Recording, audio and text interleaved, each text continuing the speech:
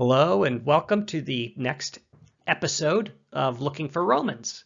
So today I'm going to be covering Segovia, Spain. This is a town just north of Madrid, so it's extremely easy to get to, particularly for anyone coming in and out of Madrid for other places in Spain.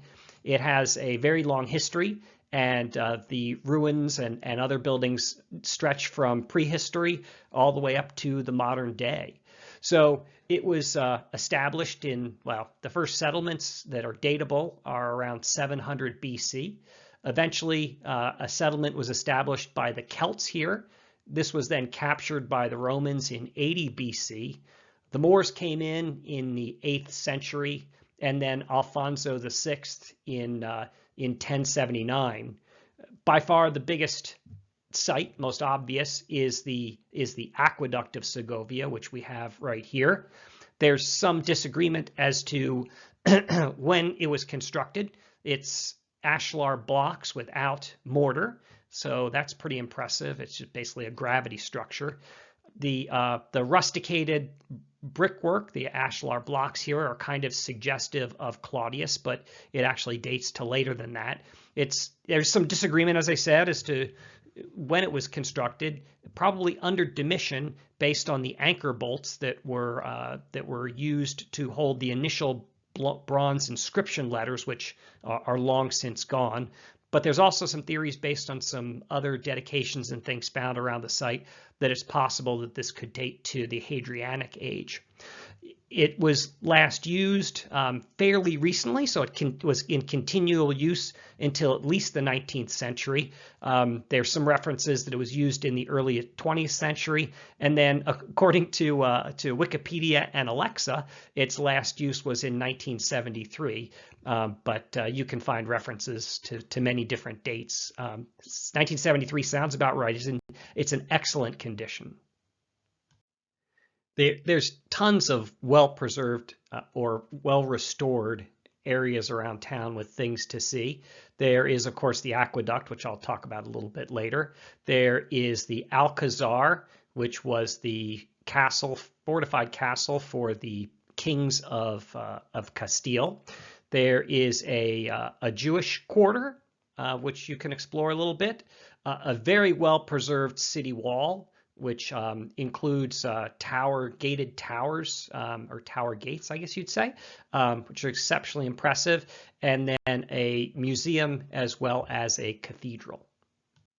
In terms of food, there are several well-reviewed restaurants. I just have two of them listed here for those of you who might be into suckling pig.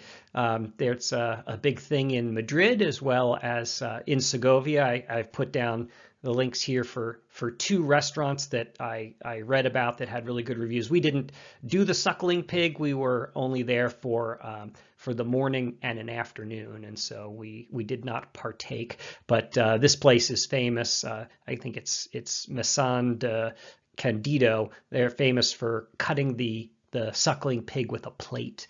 And so that must be quite a show to see. So if you're interested, you could try one of those two restaurants, or I believe there are several others as well. So the best way to get to Segovia, which is not shown here, but it's just a little bit north of Madrid, as I said, is to take the train, and the train in Spain will zip you across the plain. So that's how I would recommend it. They have a very well-designed network. They, like in IT, they're a late adopter of high-speed trains in Europe, but as in IT, when you're a new adopter, you get the fastest stuff. And so there are currently 3 train companies running in Spain, and they have 4 different high-speed brands. There are also some brand names for some of the non-high speed, but you have Renfe, which was the original, and I believe the state sponsored or somehow associated with the state, and they have the brands Ave and Avlo, not to be confused with Avelo in the United States for inexpensive airline flights, which I really like out of Burbank. And then you have another fairly well-established Spanish brand in Irio, I can't remember how to pronounce it. And then there's a newcomer, Wigo. Wigo, I believe, only runs currently from Madrid to Barcelona and back. Anyway, you can check the schedules and buy your tickets on thetrainline.com. Now, this is a secondary seller of tickets. So I bought tickets through them before and everything worked out really well. But if you don't want to take the chance, you can also buy it directly from one of these three sites. But as I said, I check the schedules and decide which brand I want to go with based on cost on thetrainline.com. And then I either buy it there or go to one of these direct sites to purchase.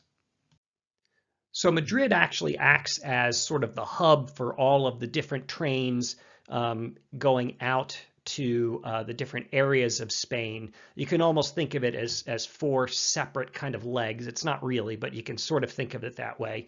But it kind of cuts straight across the country at Madrid. And so if you want to go north from Madrid, you have to leave out of the Chamartin train station on the northern side of Madrid. And if you're going to a destination in the south, you go to Atocha station, which is the other big train station in Madrid. I believe there are plans to connect these two for high-speed trains, but currently, if you want to take a high-speed train going north, you have to come out of Chamartin, and if you want to go south, you come out of Atocha. So for Segovia, which is to the north, and you can see the train line kind of here, you leave out of Chamartin and you go to the Segovia station there. It's about a half-hour train ride. It's very impressive. I mean, you go through a lot of tunnels. You disappear in tunnels under these mountains, and it's just a really great ride. Like I said, I love taking the train. It's fast and it's clean and convenient. So the station is only a few miles from town, as you can see here. Here's the train station, and then the aqueduct here. There will be a lot of folks getting off the train who do not have a car. So I suggest you don't dawdle. When you come out of the train station, there is a taxi stand right here, and then if you cross the driveways here, there then is a bus station. I would suggest getting off the train and making it your highest priority to get to one of these taxis or buses. We decided to make a potty break, which is a really bad move. There is no Uber, there is no Lyft.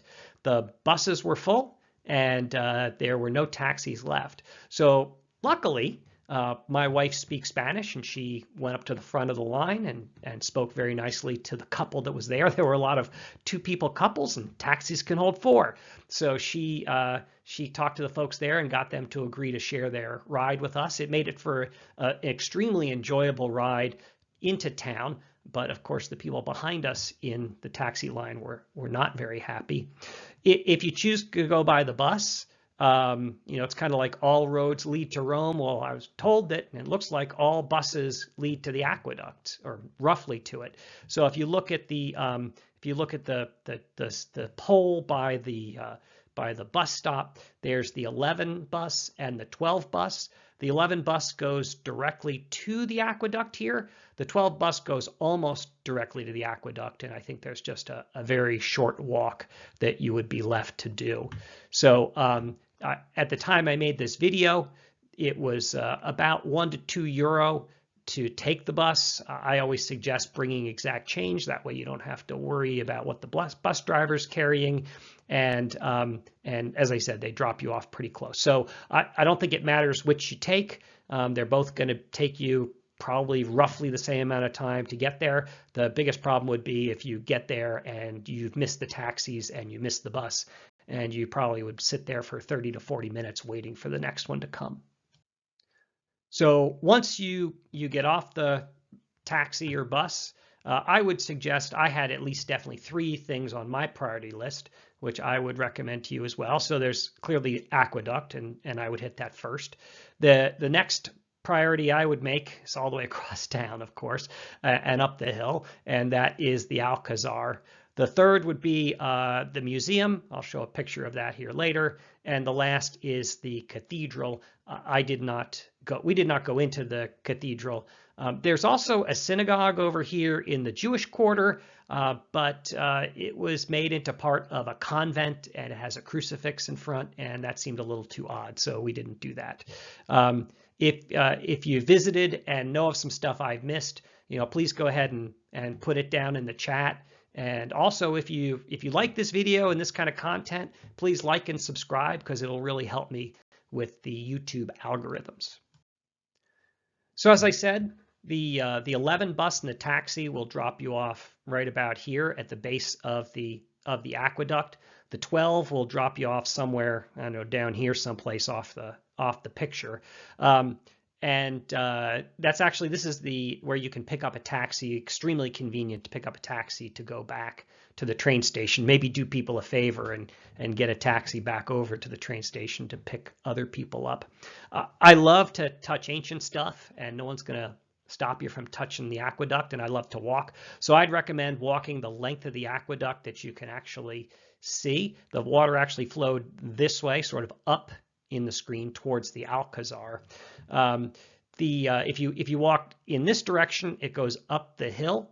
Well, the aqueduct goes up the hill. The water doesn't go uphill. But anyway, and you follow this up, and you actually run up to the Casa Aqua, which was a settling basin to remove debris that was still in the water before it passed over the bridge. Of course, the bridge of the aqueduct, which would make it extremely hard to remove plugs from there.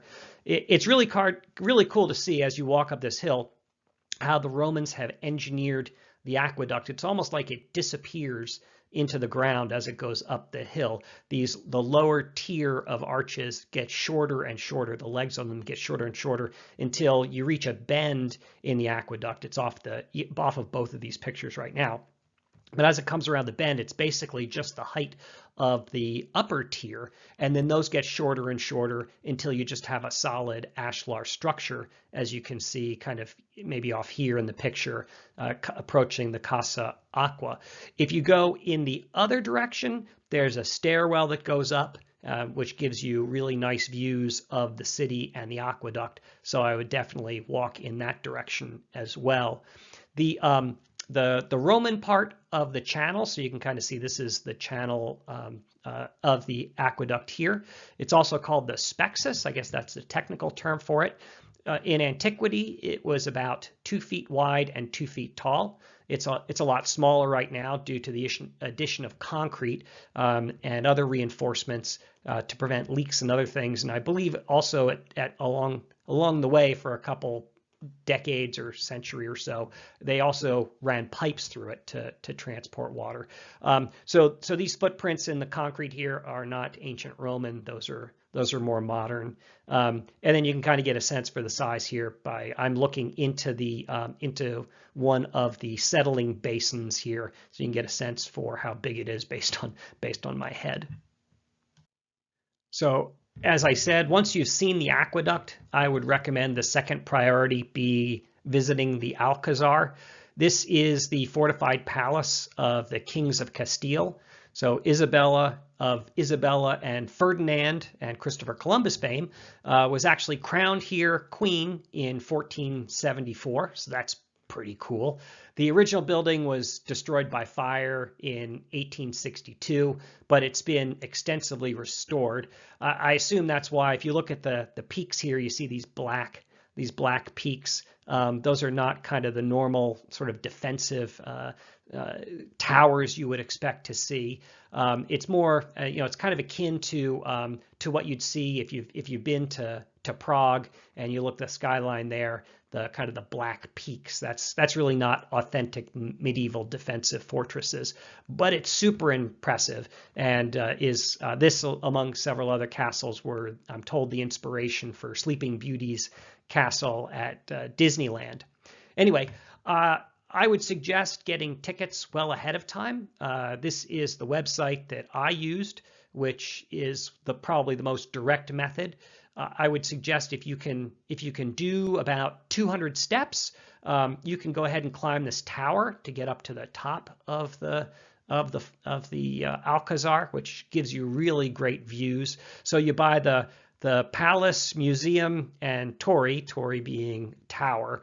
And these are timed tickets, so you really need to obviously plan your trip accordingly. And then, at least on places that we visited, the Casa del Sol, which is the Segovia Museum, I'm told is a respectable little museum with collections from ancient times up to the 20th century. The entry fee is very reasonable. I think it's like €1.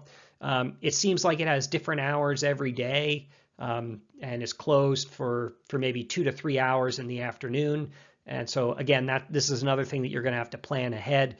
We missed it because it was not open at the time that it was we were walking by it, and it wouldn't open again until just before our train was scheduled to leave. So we knew we weren't going to hit it, but we left it on the list anyway. It's shown right here along the fortress wall. The picture I had in the very beginning showing kind of the hillside and the wall that was looking in this general direction. So very, very impressive location, and I'm told it for its size, it's very good.